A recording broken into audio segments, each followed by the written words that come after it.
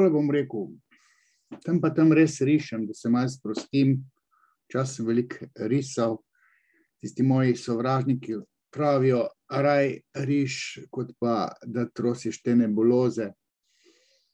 Tako zelo boli tisto, kar jaz govorim, tako kot kritični mislec skozi psihoanalizo ali pa tudi krizo aktualnih družbenih razmer, politično situacijo, COVID krizo. V resnici pa mene najbolj zanima pa psihopatologija, svetovanja, psihoterapija, tam mi bije srce, ne? Tam sem tako rekoč najmočnejši, najbolj, bom rekel, družbeno koristen.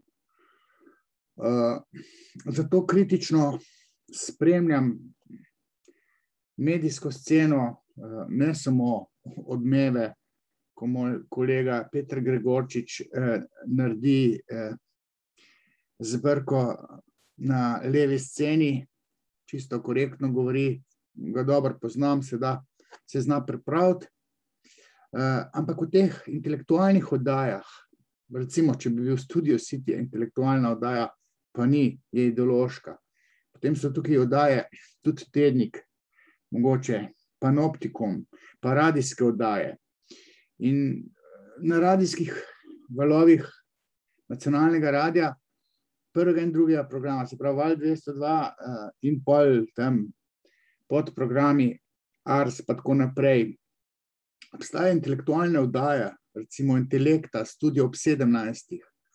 Čas sem bil kar gost v obeh teh oddajah. Leta 99 v Intelekti. Bil je tudi Janez Kocijančič, takrat predsednik programskega sveta RTV, pa tudi predsednik Olimpijskega komiteja. Tematizirali smo pa ideologijo v športu. Pa Studio ob 17 sem bil tudi parkrat gost, ampak zdaj pa že 10 let sigurno ne, ker ne smem, ne, ker svojo psihoanalizo sesuvam eno močno ideologijo, to je pa feministična in legibitrovska ideologija. No, pa sem zasledil konec oktobra, 29. oktobra, oddajo, ki jo je vodila Urška Henigman, Podobe znanja, gre za nek kulturno-umetniški program, kjer je bila gostja, ki jo tudi dobro poznam, z raznih kongresov pa raznih teh ideoloških oddaj,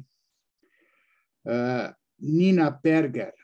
Zdaj je to neka mlada, ne vem, če ima 30 let. Asistentka na katedri za analitsko sociologijo, na FDV. Ko sem jo poslušal, brez opozicijsko je predstavila to neko svojo knjigo Razpiranje horizontov možnega, ne, ko je tematizirala neke nebinarne spolne osebe, identitete, se pravi spolne in seksualne identitete, dela distinkcijo med spolno identiteto in seksualno identiteto. Ne vem, če ve bistvo te distinkcije na ameriškem govornem ali angleškem govornem področju, ne vem, če ima to distinkcijo.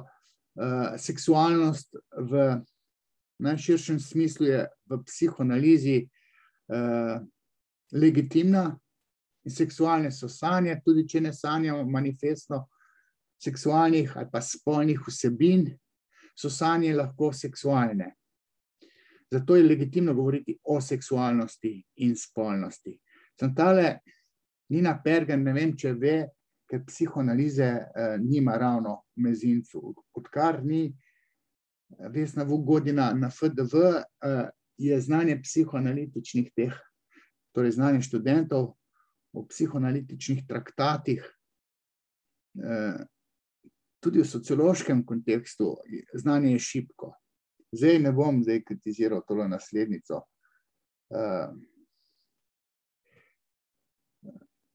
Karmen Šterk, ker je dobro knjigo napisala o serijskih morilcih, ampak vendarle študenti na FDV-ju se s psihoanalizo ne spoprijateljijo dovolj, da bi znali biti kritični do določenih segmentov politologije, kulturologije.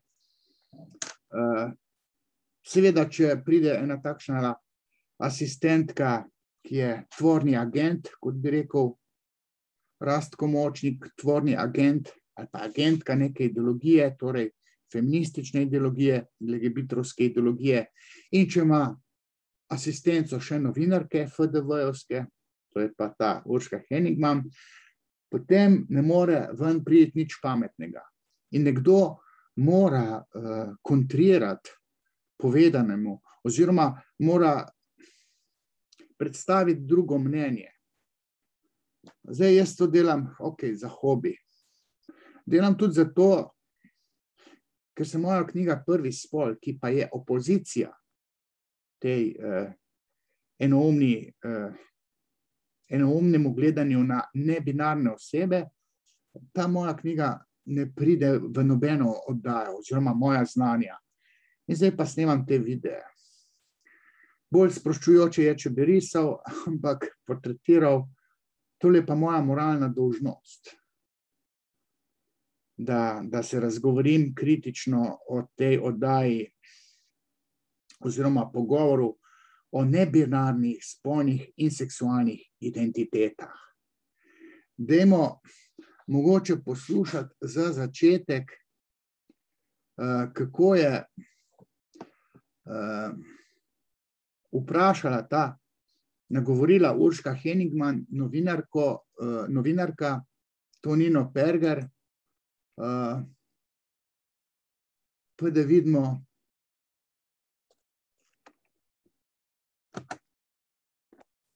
Zakaj je ta logika tako težko razumljiva? Zakaj smo ujeti v te binarne pozicije, ko gre za spol, zakaj tako težko razumemo, da je lahko spolnih identitet več in da spola nista samo dva. Nekaj ima tukaj, kot ste že omenili, verjetno opraviti, torej medikalizacija, pa biologizacija spola.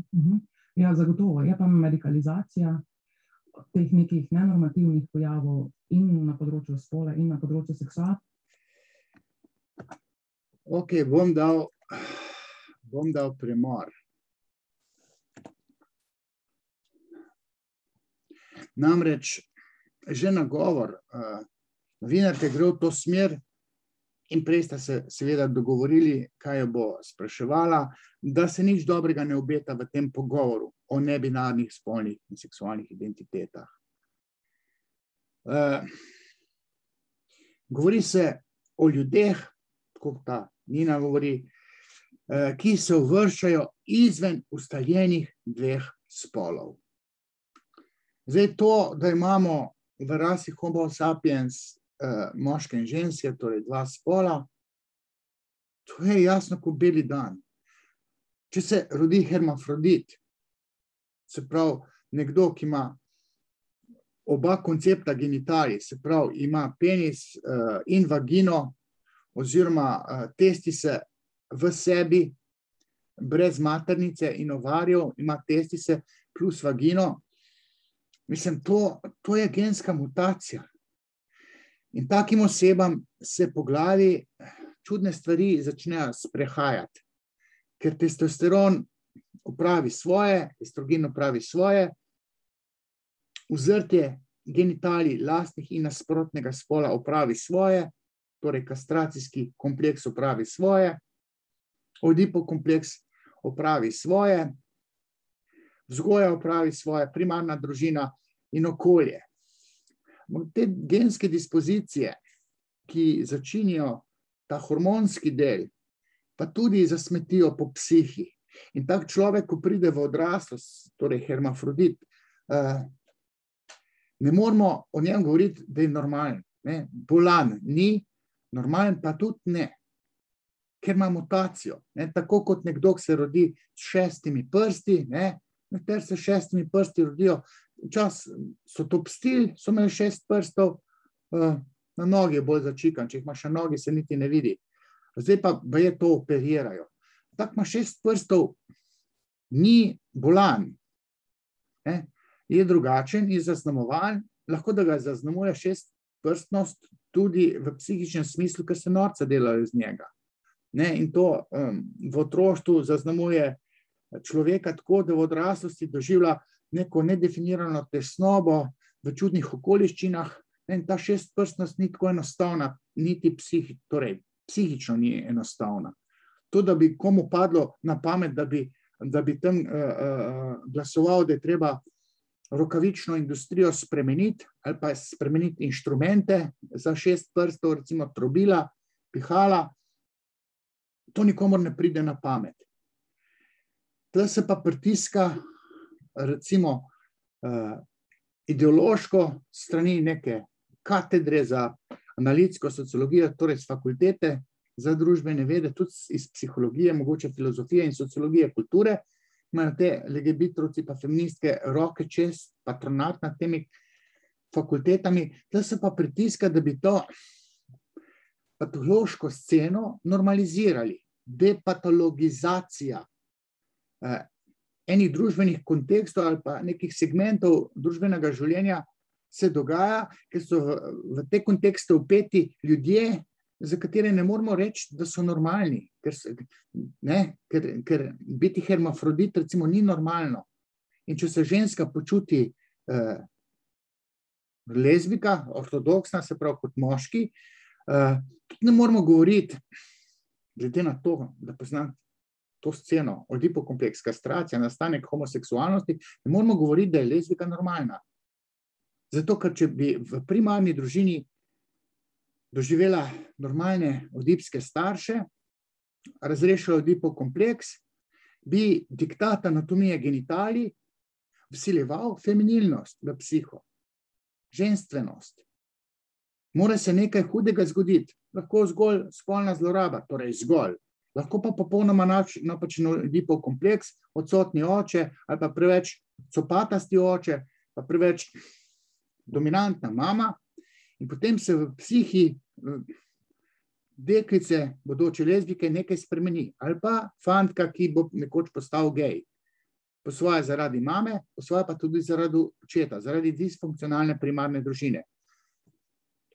In takemu otroku se v poznejših letih v glavi marsikaj zalomi. In zato ni pametno, ni korektno govoriti o normalnosti. Ker normalne družine so take, da otroci pridejo ven, če se biološko rodi bitje, ki se mu reče deklica, se pravi vaginalno bitje, potem je normalno, da postane heteroseksualna ženska. In za dečka kot penisno bitje je normalno, da se v odraslosti prelevi v možatega moškega, ki je dajajoč, ki si kot objekt želje želi žensko, kot naslednico matere. Vse to je normalno in naravno. In ta ideološki konstrukt, ki si ga FDV tako želi, tudi v obliki tega, da zaposli eno Nino Perger na katedri oziroma oddelku za analitsko sociologijo, to je ideološki motiv, da se patološke stvari iz registra LGBT plus IQ, LGBT IQ plus, tako je zdaj novo ime, da se vse tam normalizira. V resnici pa te stvari tam niso tako normalne. Spolna identiteta nekaterim ljudem varira, seveda jim varira, zato ker so starši svojo to primarno družino zastavili vzgojo oziroma gor spravljanje otrok narobe, napačno so zastavili primarno družino. Če izvzame to možnost, da je genska anomalija in da se jim rodi hermafroditski otrok, oboje spojnik. In zdaj predpostavlja tako ta novinarka Urška Henigman kot ta Nina Perger, predpostavljata obe dve, da spola nista samo dva. To je znana dikcija vseh teh legebitrovcev, feministk, da spola nista samo dva. Ljudje božji, koliko jih pa je? Je moški pa ženske, psička pa pes, mucka pa maček, samec in samička. To je normalno in naravno. In zdaj to, da to zaboli nekoga, ki je gej, da se mu reče, da ni normalen, pa da to ni naravno, ne? Mislim, to, da ga zaboli, to verjamemo, to geji, ko meni hodijo se pogovarjati, pa mi kaj pišejo. To so tako trpeče duše, lezbike tudi po svoje trpijo na svoj način, ne? Ortodoksne bolj kot te, ki lahko preklapljajo, so biseksualke, ne? In potem ti dve, novinarka in Nina Perger, govorita o nebinarnih osebah, da so to aseksualci.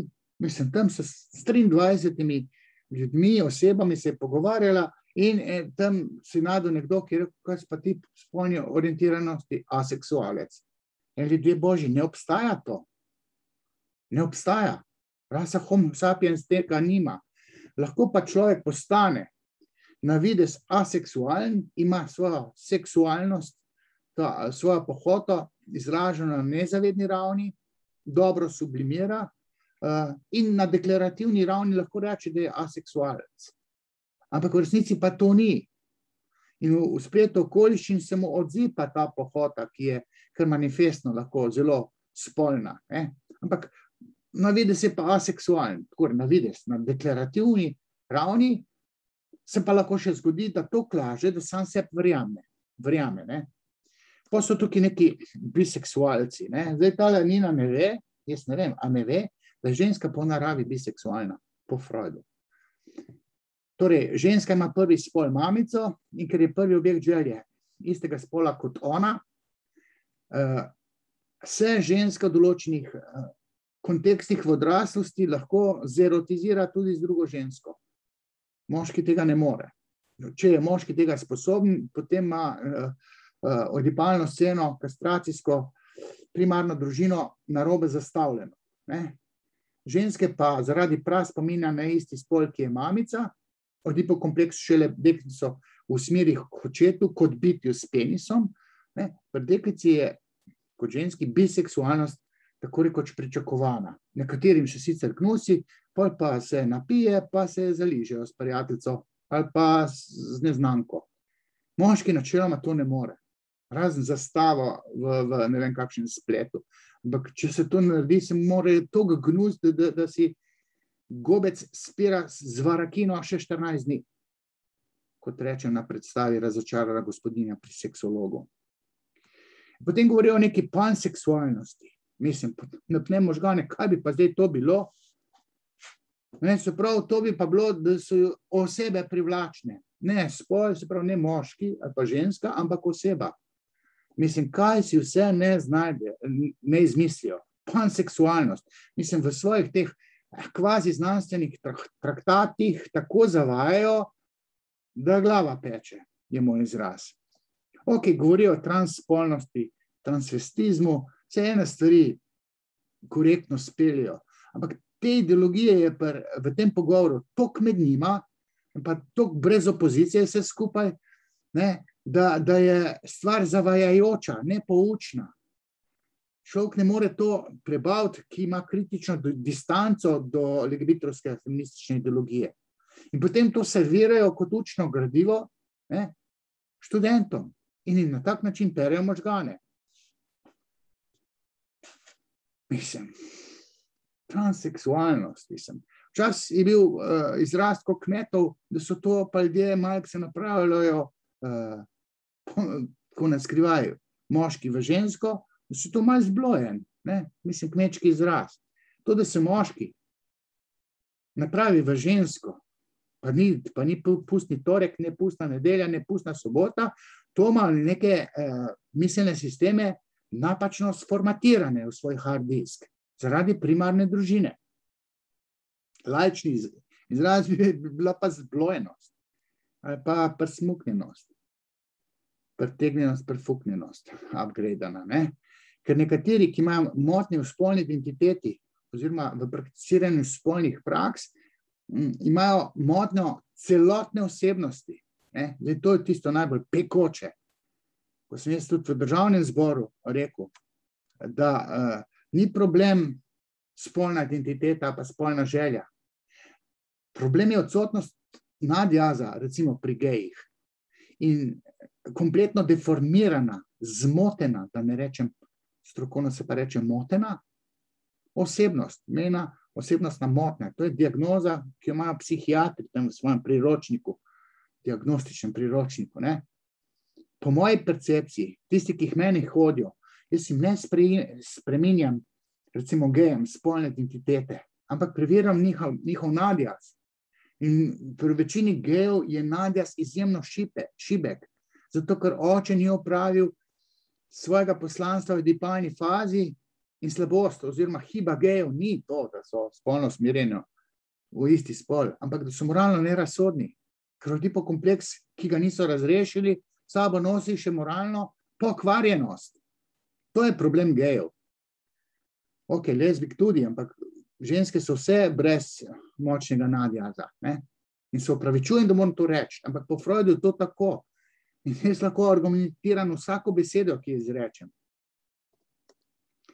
In Nina Perge zdaj obsoja patologizacijo teh binarnih oziroma nebinarnih transspolnih oseb. Ne? Patologizacija je za njo absurd. Čakajte malo, ne? Tako kot se norcu reče psihotik, šizofrenik, to naredijo psihiatri in imajo tablete, jih probajo pozdraviti. Ampak to delajo psihiatri s psihotičnimi bolniki. Mejno osebnostno moteno osebnost se ne da na tak način pozdraviti. Se jo zdravi, oziroma se jo skuša predrugačiti, obstajajo tableti, obstaja psihoterapija, ampak psihiatri to poskušajo. Homoseksualcev se nič več ne skuša zdraviti, zato ker so s trikom dosegli v ameriškem psihiatričnem združenju pred dobrimi 40 leti, v 70 letih prejšnjega stoletja, s trikom, z glasovalnim trikom so dosegli, da homoseksualnost ni več bolezen. Strogo teoretsko res ni bolezen, ampak motnja je pa še vedno. Tako kot je mejna osebnostna motnja, pa narcistična, histrionična, šizoidna, šizotipska motnja osebnosti, ki se ne da tako rekoč pozdraviti, ker je hard disk zapacan s primarno družino. Pri gejih in lezbikah je pa tudi hard disk zapacan, bodi si spolno zlorabo, močno, hudo, dolgo trajajočo, ne samo enkratni dogodek, pa cela primarna družina, oedipska scena je disfunkcionalna. In pride do motnje spolne identitete in tudi osebnosti. Paketno.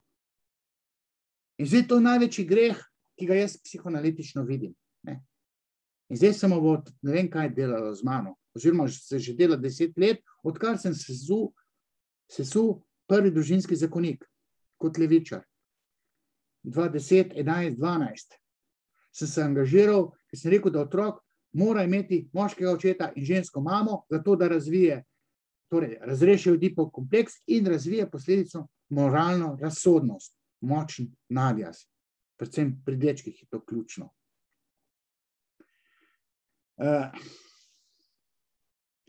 In zdaj pravi tale Nina, da imamo zdaj neke nove besede, cis-spolna, nebinarna osebnost, ne, transspolne, ne vem kakšne še osebe, ampak da to obstaja pa že stoletja, tisočletja. Ja, to je res, zdaj smo samo poimenovali ene stvari, ampak v objemu nove terminologije smo to patološko sceno poskušali v zadnjih letih, ne samo v Sloveniji, ampak tudi po celem svetu, torej tem zahodnem, modernem, ne, pri Talibanih tega ni, ne, ali pa kakšnih konzervativnih državah, ali pa teh ameriških državah, se stvari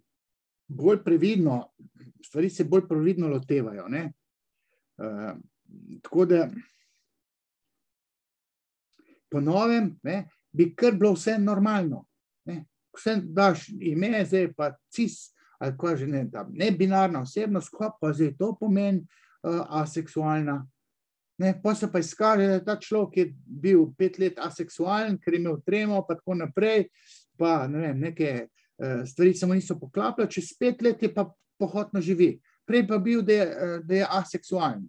Ja ne, prej je sublimiral, se šel neko umetnost, po enem obdobju se mu pa zgodi razcvet pohote. Pa kar naenkrat ni več aseksualen, ne. Biseksualnost, mislim. Nove besede uporabljajo za neka stara stanja, ki so bila dejansko že mnogo let nazaj, ampak desetletji, stoletji, ampak takrat zaradi krščanstva se neka homoseksualnost ni prakticirala javno, večjemu na skrivaj, pa razglašena je bila kot greh. Sodoma in Gomora, pa tako naprej. Mislim, če bo šlo to vse tako v to smer, ne, se pojavi trendi eklatantne zblojenosti. Ne. Nizozemski pedofili so ustanovili svojo stranko, pa tudi tam San Francisco, pa v Massachusettsu, v Ameriki, svojo pedofilsko stranko. Zdaj, če se zgodi, da bi ena FDV ustanovila katedro za normalizacijo pedofilije, mislim, pol se pa lahko sam še kolektivno ubijemo. In te fore, spola nista samo dva. Pa to je konceptualna zabloda. Spola sta samo dva. Samo dva sta.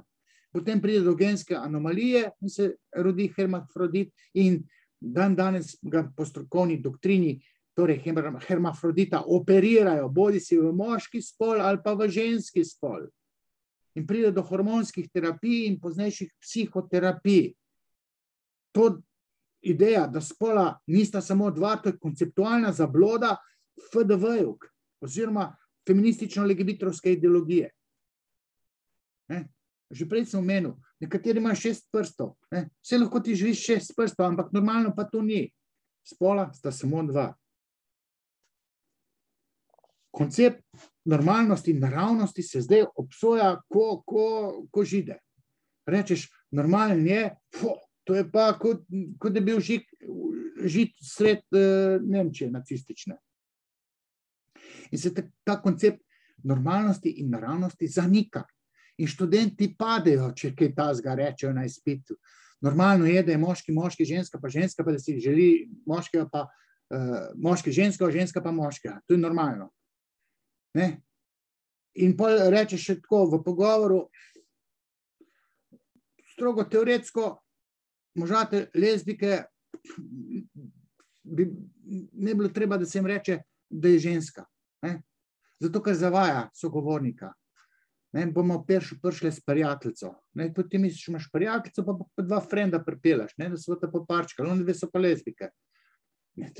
To takoj pove, ne? Mislim, zavajajoče je reči, in to so lezbike same natuhtale, da je zavajajoče reči možatim lezbikam, da so ženske. Včasih so jim rekli možače, jaz jim rečem ljubkovalno moškinje, ampak ne samo lezbikam, tudi faličnim, uradno heteroseksualnim ženskam, ki pa znajo biti tudi biseksualne, kar pomeni, da lezbike sicer niso tako strogo teoretsko, ampak prakticirajo seks z istim spolom, kar naj ne bi bilo lezbištvo. Torej, tale Nina govori o spolni identiteti in seksualnih identitetah. Ne razlaga zdaj točno, kje je tukaj distinkcija, ker jo ne razume, kar sem že prej namignil, ampak tam se pogovarjate, delati intervjuje s 23 nebinarnimi osebami. Ne? To je malo predrzno. Jaz sem na svojem prvem magisteriju imel tudi neke intervjuje oziroma intervjujsko izpovedane motive, zakaj nekdo nekaj počne, in se je izkazalo, da njegova zavest sploh ne ve, zakaj nekaj počne, ker nezavedno ve, zakaj človek nekaj počne. V nezavednem prebiva resnica v subjektu. Subjekt je pa suženj svojega nezavednega. Zato je intervjujsko izraženo mnenje o sebi irelevantno. Mi nimamo svobodne volje. To vemo od Freuda naprej. Kognitivni znanstveniki so pa to potrdili. Zdaj, če jaz to rečem, odej bi rekel, da svobodne volje ni. Kako ni? Ne? Pa pejte Olgo Markič vprašati na Filofax, filozofinjo. Se ukvarja s kognitivno znanostjo, analitično filozofinjo. Dobro. Svobodne volje ni. Ta gre pa intervjujati nebinarne osebe, da bo o sebi znala kaj povedati. Nič ne znajo povedati, oziroma tisto, kar povedo, je treba prevesti, dešifrirati. Pogledati še simptome, kakšne nanizajo. In potem, ko napneš možgane, lahko kaj poveš pametnega v teh 23 osebah. Ne moreš pa neke zaključke delati, tako kot ta prepotentna Nina Pergar misli, da bo. In pol to pravi raziskava. Ne? Raziskava smo dokazali, čist nič niste dokazali. Ne? Nič niste dokazali. Vi ste bili motivirani, da bi nekaj zaznali in potem tisto, kar bi radi zaznali, zapišete v knjigo in to je potem učbenik in perete možgane. Ne? Kakšna raziskava? To so ideološke špekulacije. In prav raziskava je pokazala, da je ogromno ovir za nebinarne osebe. Ogromno ovir. Ja, tudi za unga na invalidskem vozičku je ogromno ovir, če hoče priti v ne vem kak štuk, neke stare stolpnice, ki nima, ne vem, lifta. Ali pa nima dostopa za invalide. Ja, je ogromno ovir. Gluhi imajo tudi ogromno ovir. Slepi tudi, ne vidi, kdaj mora čez cesto. Pa se pa tam neke reliefe, ki ne prehod za peše, za unek imajo palčko, teh je pa 1 na 100.000. Se družba poskuša prilagoditi še njim. Ali pa vozičkari se pločnik skoplje, da lahko se vozijo, da ni štenge. Ne? Ogromno je ovir za nekatere ljudi, ki imajo neko hibo, invalidne, hendikepirane. In tele nebinarne osebe imajo tudi ogromno ovir in te treba zdaj pa premagati. Zdaj so pa družba po diktatu njihove osebnostne specifike, ki je motena, oziroma gre za motenost, po mojem videnju, tako kot pri meni osebnostno motenih ljudeh gre za motenost, ki imajo diagnozo in imajo tudi mnogi invalidsko penzijo zaradi tega, pri 20 letih. Ne? Država poskrbi za njih, imajo pa diagnozo. Zdaj ne bom rekel, da je zdaj to ne vem kakšna diagnoza, ne? Ampak gre za to, da te osebnosti so razštelane in je problem njihovega življenja, njihove primarne družine in ne more zdaj družba rehabilitirati zdrs primarne družine. Da se nekdo počuti kot nebinarna oseba. Ne? Sej na področju mejne osebnostne motnje ali pa teh nedefiniranih osebnostnih motenj, mi imamo tudi verske blazneže, ki so v resnici, ki so poduhovljeni, ezoteriko furajo, transcendenco, versko so blazni, ampak strogo teoretsko tam na tihem se pa ve, da hodi po tablete psihiatru in da ima diagnozo šizotipska motnja. Ampak to so goreči pripadniki neke vere, kjerekoli. V naši kulturi pač krščanske. Ampak to je šizotipska motnja. In potem blazni te ljudje grejo na klepet ob kavi in tam govorijo o predhodnih življenjih ali pa ne vem kakih življenjih, pa onostranstvu, pa ne vem kakih neumnostih. Ti lahko to verjameš, ne? Oni pa govorijo, kot da so tam bili, 100% verjamejo, to je znak šizotipske motnje. Ampak se nekako integrirajo, niso preveč moteči, nekateri imajo svoje verske sekte, če imaš še narcistično, histrionično osebnostno motnjo. Mislim, se delajo pizdarje po družbi, če gledate troho ali pa podobne. Ne? Ampak ne more pa zdaj LGBT scena, LGBTIQ plus scena, bi rekel, te svoje člane, ko so fejst trpeče duše, da se jim reče, bodite ponosni nase, pejte na parado ponosa in zdaj boste pa ponosni, glavo pa čisto zblojeno. In potem hlini ponosnost in kompasa nima in v užgi po siromaku gre tam v živ blat. Smeti po družbi. Ker LGBT scena to je psihopatska ideologija in pere možgane svojim članom, da naj bojo ponosni na svojo motnjo. Motnjo v spolni identiteti, motnjo v percepciji spolne želje, pohote. Tam jih indoktrinirajo z LGBT-ovsko ideologijo, za katero sem v državnem zboru, tudi za feminizem, rekel, da je psihopatska ideologija. In potem se grejo tam integracija v družbo, se mora zgoditi. Vse se lahko, samo naj ta prvi 2 koraka nazaj stopijo in naj ne zahtevajo nekaj, kar je posledica njihovih motenj v strukturi osebnosti, ne samo v spolni identiteti, pa spolni želji. In pol Nina Perger obsoja biseksualce.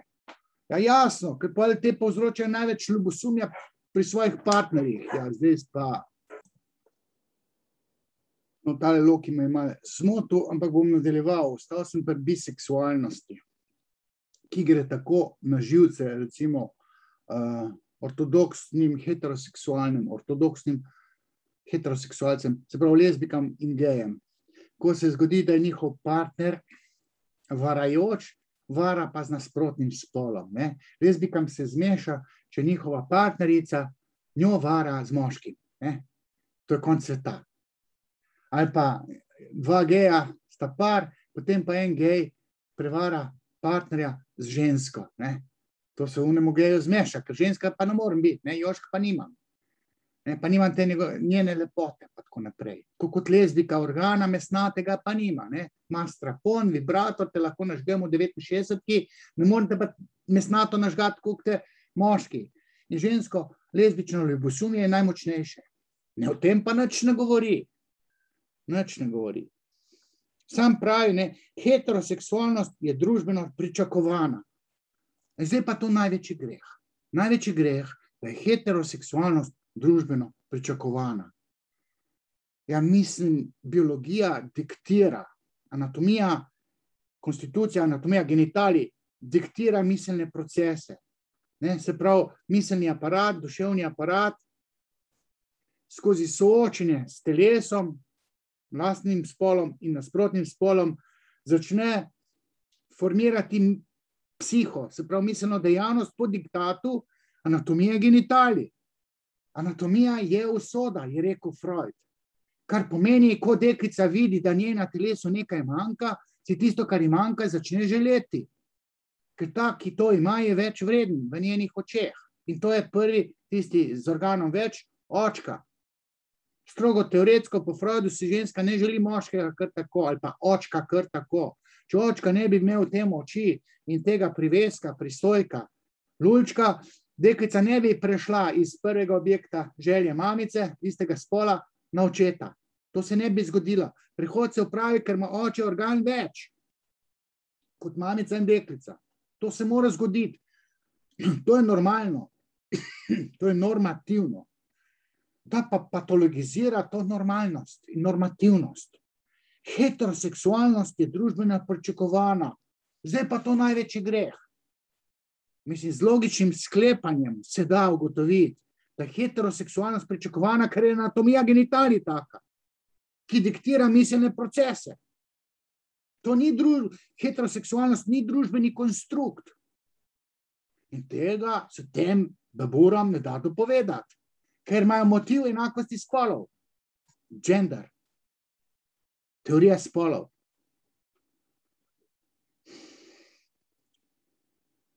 Nina Perger, recimo, popolnoma negira. Upelje ginekologe, negira pa psihiatre. Ker psihiatri pa diagnosticirajo hermafrodite kot motnjo, ki jo operativno hoče pozdraviti. In pol si deček ali pa deklica. Ne moreš biti oboje spolnik. Hidžra v Indiji. Tam imajo pa hidžre, ki so dobre v prostituciji, pa celo v politiki. Folk je neinformiran, zdaj pa čudo sveta, oboje spolnik. Zdaj, če ni v porno industriji, pa gre v politiko, pa se bolj posluša. Ampak to je Indija. V naši kulturi se oboje spolnika, če se rodi, z obema konceptoma genitalij se ga operira. Prej se mu pa izmeri testosteron, pa estrogen. In pa je ali deček ali deklica, zato da v bodočem življenju ne trpi.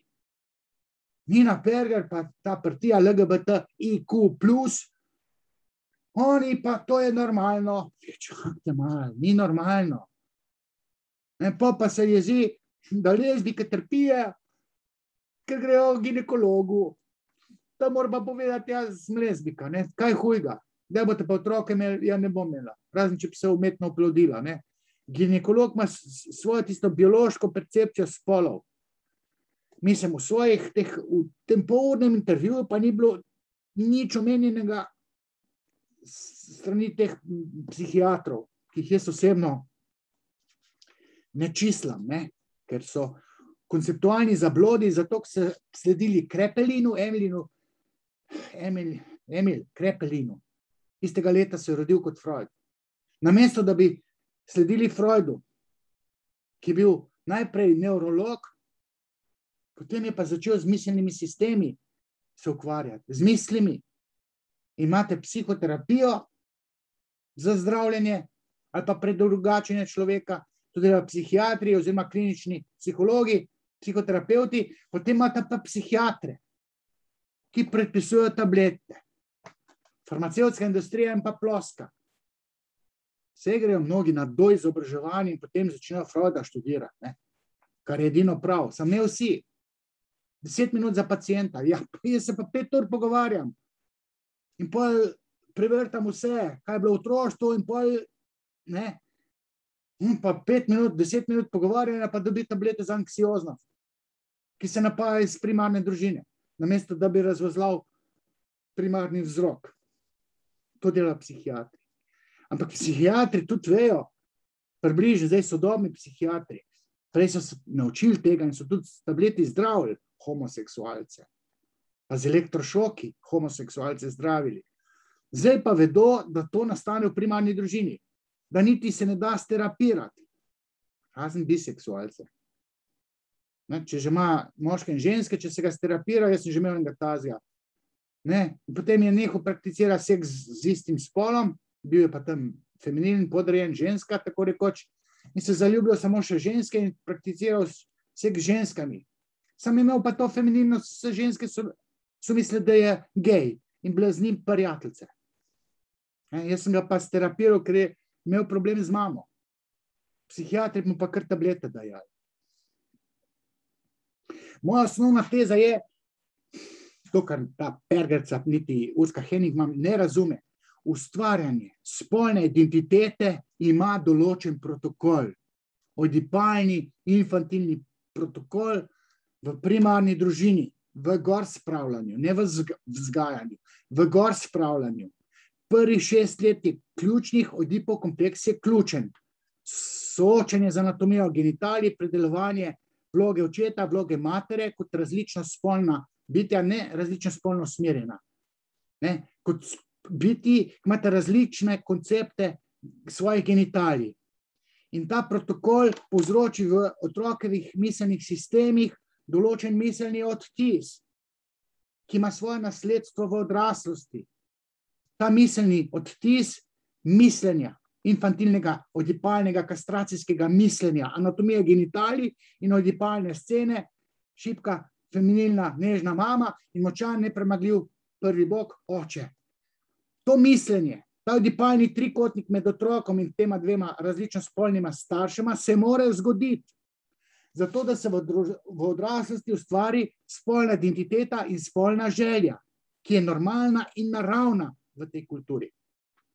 In nobena kultura ne more drastično odstopati od tega, zato ker je anatomija genitalij tista, ki diktira to psiho.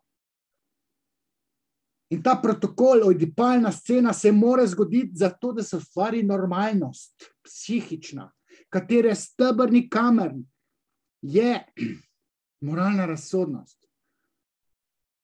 Cela osebnostna struktura je v primarni družini, v gor spravljanju, mora biti taka, da človek postane normalen za primarne družine. Varna navezanost na mamo, John Bowlby, Emil Wordsworth, kolegica, Donald Winnicott, Melanie Klein, to je treba preštudirati, ne samo Freuda. In potem se ugotovi, da mora biti nek protokol v primarni družini, ta prav mora biti. Ko se ta protokol zgodi, lahko pričakujemo mentalno zdravje, psihično trdnost. In biser vsega je pa ne toliko pri deklicah, ker nimajo lučka, se ne da nič odrezati. Ampak pri dečkih, se mora kastracijska bojazen zgoditi, kastracijo mora pa preteti oče, biti s penisom. In potem ima ta deček možnost, da v odraslosti postane moralno razsodni. In mi, torej družba, čakamo, da vstopijo v družbo moralno razsodni ljudje, moški, ki bodo med lušem pa prav zbrali prav. To pa omogoča nadjaz in sposobnost postkonvencionalnega moralnega razsojanja, kot bi rekel Lorenz Kohlberg. Kastracijska bojazen kot paradigma se mora zgoditi.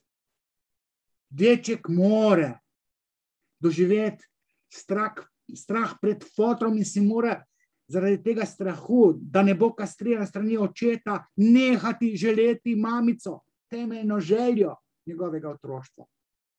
Mamico si mora nehati želeti zaradi kastracijske bojazni, ki mu jo preti oče. To se mora zgoditi.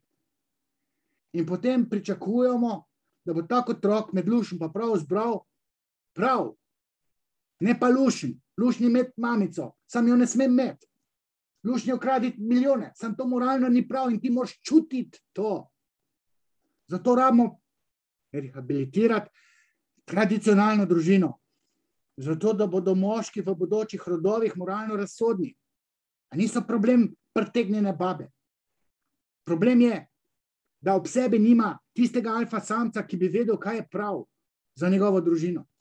In ki se ne bo za kos postanega mesa ločil od ženske, ki mu je rodila 2 otroka.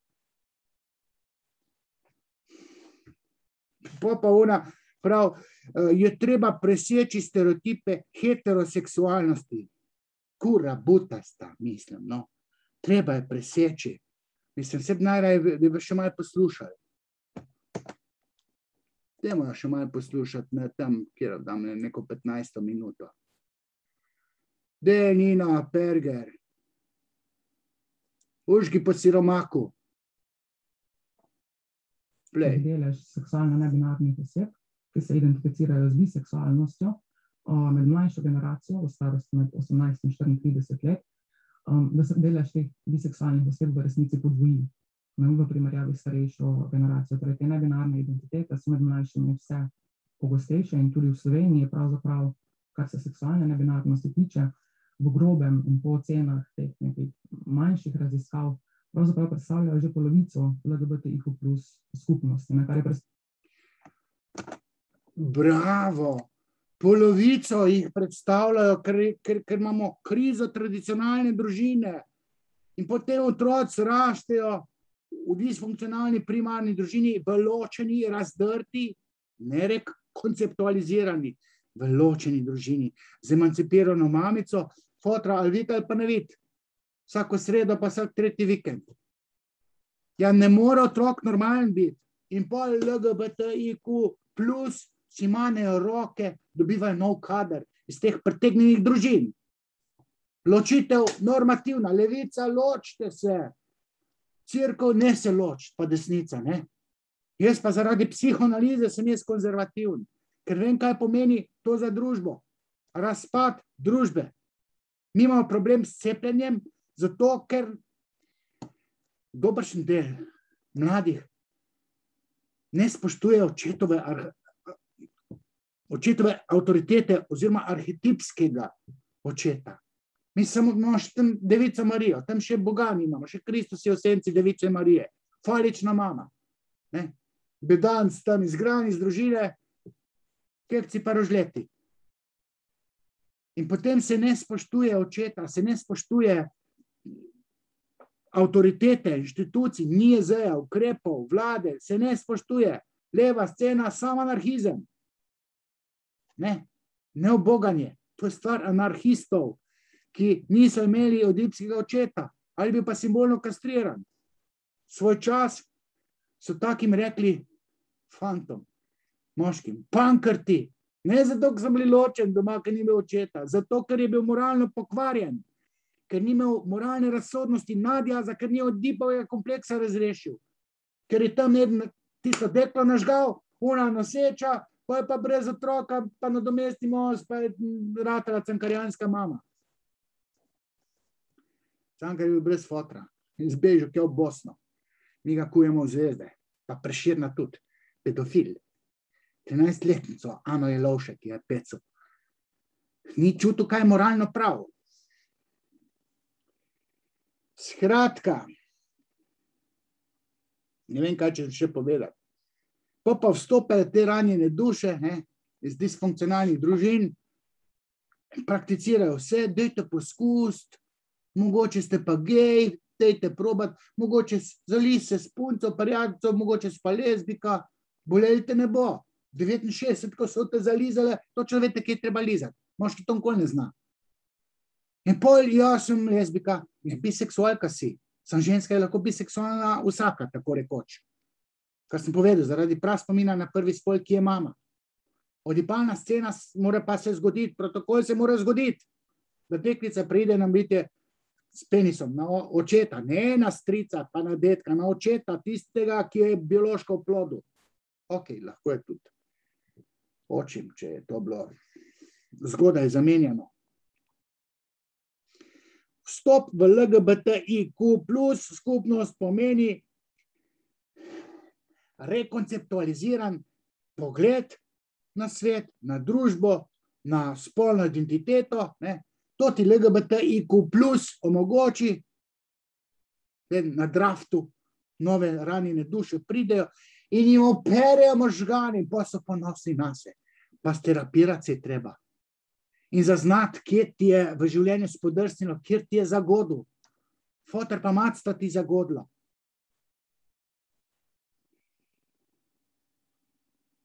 Skratka, tole sem nameraval danes posnet. Dajte vi tolo. Nino Pergar, dajte jo ta leta. Ima toplo podporo celega dekanata v katedra za analitsko sociologijo. Ja, kam sem prišel. And